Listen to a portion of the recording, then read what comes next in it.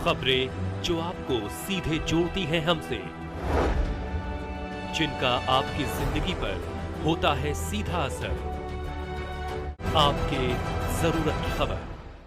नमस्कार, आप देख रहे हैं मध्य प्रदेश हलचल न्यूज और मैं हूं आपके साथ मानवी ठाकुर। शुरुआत करते हैं आज की खास खबरों के साथ। बालाघाट के खैरलांजी जनपद में जनप्रतिनिधियों और सीईओ के बीच खींची तकरार की लकीरें अब गहराती जा रही हैं। मामला है 5वें वित्त आयोग की लगभग 35 लाख की राशि के उपयोग को लेकर। जनपद सभापति और 12 से ज़्यादा सदस्य पहुंचे कलेक्टर के पास सीईओ वृंदावन मीणा को हटाने की मांग की। आरोप, सीईओ न तो प्रोटोकॉल का पालन कर रहे हैं, न ही सदस्यों की बात सुन रहे।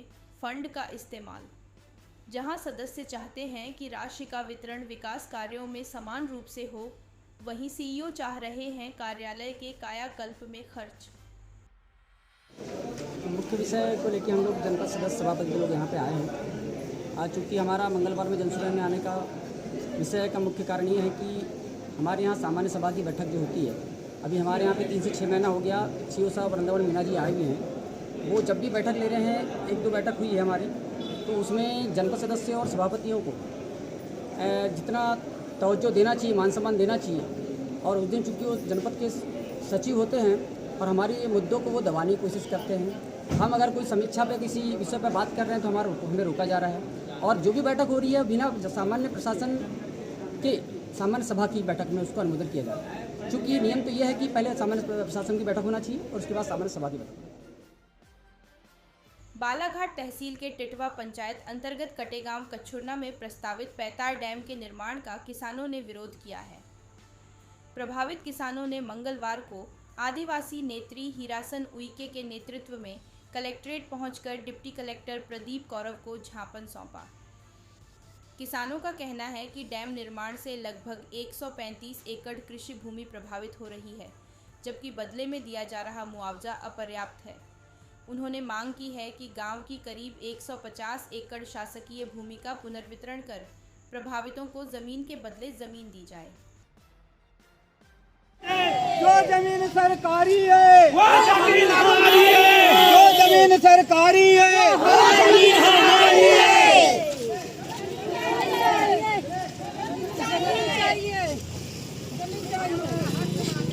और अभी विशेष सूत्रों से पता चला है कि बाला चौक, काली, जिसको अभी वर्तमान में काली चौक कहते हैं, काली पुतली चौक कहते हैं, तो अभी तत्काल में मुझको पता चला है कि वो काली पुतली चौक हटने वाली है और वहाँ भारत माता की मूर्ति स्थापित किया जाएगा। हम भारत माता का कद्र करते हैं, सम्मान करते हैं, कोटि कोटि नमन करते हैं। भारत देश भारत माता के नाम से ये हुआ है, तो हम चाहते हैं कि ये हमारा दुर्भाग्य रहेगा कि जो बाला मड़ावी गोंड वंश की बाला मड़ावी बेटी जो 12 घाटों से पानी लाती थी और 1888 में बालाघाट का बाला चौक के नाम से बालाघाट नाम पड़ा, और 1973 में बाला चौक की स्टैचू बनाया गया और उस स्टैचू को विस्थापित करना चाह रहे हैं। आप लोग, हमारी मांग है कि हमारे ग्राम में पैतार डैम कह करके एक डैम बन रहा है, वो 2 साल से प्रारंभ हो चुका है। उसमें किसानों की कम से कम 135 एकड़ ज़मीन दब चुकी है और दब रही है। उस पर काम चालू हुआ था, उस कार्य को हमने बंद करवा दिया गया है। सरकार ने हमें ये, या शासन प्रशासन ने हमें ये लोग दिया था कि भाई प्रति एकड़ हम 3,70,000 रुपये प्रति एकड़ देंगे, पर अब सुनने में मिल रहा है कि 3,70,000 प्रति हेक्टेयर देंगे। और हम ये चाहते हैं कि हमारे ग्राम में सरकारी ज़मीन है, हमारे ग्राम पंचायत में 150 करीब एकड़ ज़मीन है, और हम ये चाह रहे हैं कि ज़मीन साथ चाहिए तो हमारे को ज़्यादा बेटर रहेगा। भाई हम कहाँ जाएंगे। नगर के प्रमुख स्थल काली पुतली चौक पर भारत माता की प्रतिमा स्थापित करने की योजना को लेकर विवाद गहराने लगा है। नगर पालिका की इस योजना का आदिवासी समाज ने विरोध किया है और सोमवार को प्रशासन को ज्ञापन सौंपते हुए काली पुतली की मौजूदा प्रतिमा को यथावत बनाए रखने की मांग की। आदिवासी समाज का कहना है कि काली पुतली चौक शहर की ऐतिहासिक और सांस्कृतिक पहचान है, जिसे बदला नहीं जाना चाहिए। विरोध करने जैसा कोई विषय ही नहीं है।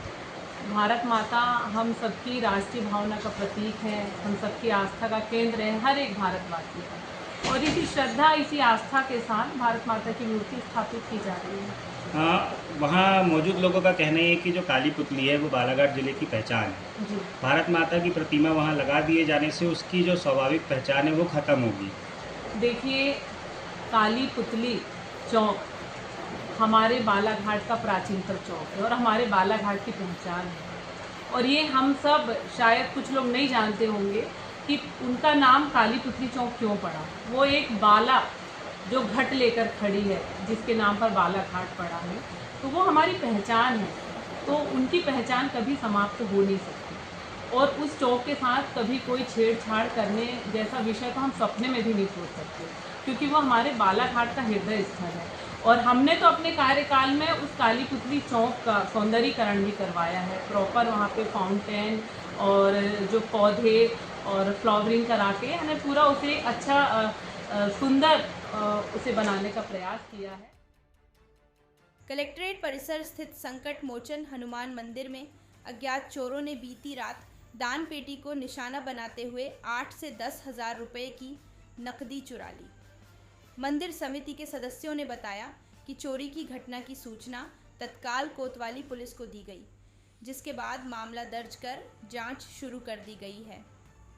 समिति ने पुलिस प्रशासन से मांग की है कि इस मामले को गंभीरता से लेते हुए शीघ्र चोरों को गिरफ्तार किया जाए। मंदिर परिसर में सुरक्षा व्यवस्था पर भी सवाल उठ रहे हैं। मैं ये आपका परिचय बताएं। विनोद वर्मा, मैं मंदिर का उपाध्यक्ष। कल गत रात्रि को रात में अज्ञात चोरों के द्वारा मंदिर की दान पेटी से लगभग 8,000 रुपये की चोरी कर ली गई है और इसके संबंध में हमारे द्वारा थाना कोतवाली में एक रिपोर्ट दर्ज कर दी गई है और हमें उम्मीद है कि पुलिस प्रशासन इसमें विशेष सहयोग करते हुए अज्ञात चोरों को पकड़कर राशि उपलब्ध करा। इसके पहले भी यहाँ चोरी की घटना हुई है, कब हुई है? हाँ, इसके पहले भी एक बार किसी दान पेटी से था, तब भी किसी अज्ञात चोर के द्वारा दान पेटी का ताला तोड़कर राशि निकाल दी गई।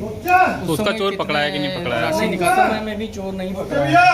उस समय कितनी राशि गई थी? उस समय में करीब 8-10 हज़ार रुपये की राशि थी, क्योंकि जो निरंतर यहाँ पर जो भक्त लोग आते हैं वो राशि इसमें चढ़ाते हैं।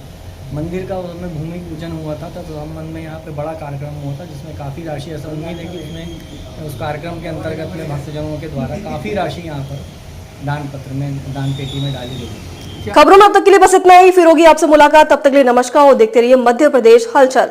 ऐसे ही लेटेस्ट अपडेट पाने के लिए हमारे चैनल को सब्सक्राइब करें और तुरंत नोटिफिकेशन पाने के लिए बेल आइकन प्रेस करना ना भूलें। यदि आप हमें फेसबुक या इंस्टाग्राम के माध्यम से देख रहे हैं तो हमारे पेज को फॉलो जरूर करें। धन्यवाद।